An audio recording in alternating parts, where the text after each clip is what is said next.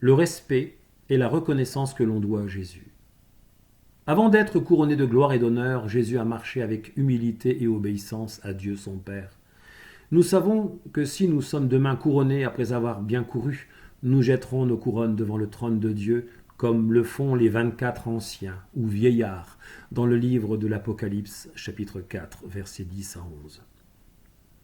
Pourquoi l'agneau a-t-il été trouvé digne de prendre le livre et d'en délier les 7 sceaux? Parce qu'il a été immolé, offert en sacrifice, et qu'il a racheté pour Dieu, par son sang, des hommes de toute tribu, de toute langue, de tout peuple et de toute nation. Apocalypse, chapitre 5, versets 6 à 10. Pareillement à Dieu qui l'a envoyé. Peut-on s'emparer de la grâce de Dieu par la force? Impossible.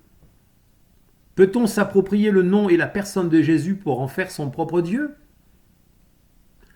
Absolument pas. Attention, l'adoration à un Jésus seul en viendrait à idolâtrer Jésus, ce qui contenterait les esprits malins, susciterait la désapprobation de Dieu. Quelles furent les conséquences du péché des Philistins quand ils volèrent l'arche de l'Éternel?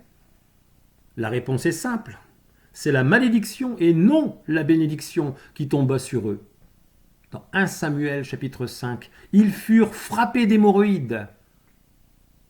Dans 1 Samuel chapitre 5 versets 6 et 9.